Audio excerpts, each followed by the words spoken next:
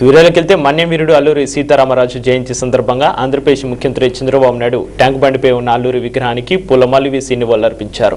ఈ సందర్భంగా చంద్రబాబు మాట్లాడుతూ విశాఖలోని కృష్ణదేవపేటలో అల్లూరి సీతారామరాజు ఘట్టం ధర మల్లు ధరలను సమాధి చేశారని, ఆ ప్రాంతంలో అల్లూరి స్మారక మ్యూజియాన్ని ఏర్పాటు చేస్తామని చంద్రబాబు చెప్పారు.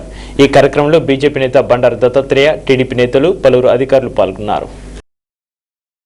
పెద్ద ఎత్తున తిరుగుబాటుకు నాయకత్వం వహించినటువంటి గొప్ప స్వాతంత్ర సమర యోధుడు అల్లూరి సీతారామరాజు గారి యొక్క 117వ జయంతి ఉత్సవాలు జరుపుకుంటున్నాం. ఇది చాలా గర్వకారణం. ఎందుకంటే ఆయన వెస్ట్ గోదావరి జిల్లాలో పుట్టడం, మోగళ్ళ గ్రామంలో ఆయన పుట్టడం, అక్కడి నుంచి వాళ్ళ తండ్రి, తాత వాళ్ళందరూ కూడా ఈస్ట్ మన విశాఖపట్నంలో ఉండడం, అక్కడ గిరిజనుల బాధలు చూసిన తర్వాత ఎవరైతే బ్రిటిష్ వాళ్ళు గిరిజనులు వేధించడం, అన్ని విధాలా వాళ్ళని సప్రెస్ చేయడం, ఇవన్నీ చూసిన తర్వాత 1922-23 2 సంవత్సరాలు ఈస్ట్ గోదావరి, విశాఖపట్నం, మన్యం ప్రాంతంలో గిరిజనులకు అండగా నిలబడి వాళ్ళ హక్కులను కాపాడడానికి నిరంతరం పోరాడారు.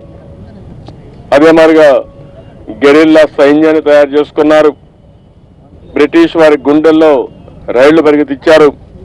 వాళ్ళు ఎన్ని కుట్రలు చేసినా, ఎన్ని కుతంత్రాలు చేసినా ఏమాత్రం భయపడకుండా వీరోచితంగా పోరాడిన వ్యక్తి అల్లూరి సీతారామరాజు గారు. ఆ రోజు మనం చూస్తే ఈయన్ని చంపడం కోసం ఇలాంటిని పట్టిమ్మని చెప్పి గిరిజనుల పైన అనేక హింసలు పెట్టారు, చిత్రహింసలు పెట్టారు.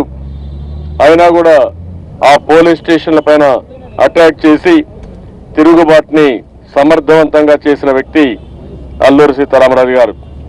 ఈయన బాధపడలేక ఏదో ఒక విధంగా ఆయన చంపకపోతే బ్రిటిష్ సామ్రాజ్య మనుగడకే ప్రమాదం వస్తుందనే ఉద్దేశంతో ఆయన గిరిజనులందరినీ ఇబ్బంది పెట్టినప్పుడు ఆయన వీరోచితంగా పోరాడడం కోసం వారి దగ్గరికి పోవడం, ఆ సమయంలో అతన్ని పట్టుకొని వేలాడదీసి చెట్టుకు వేలాడదీసి అతి క్రూరంగా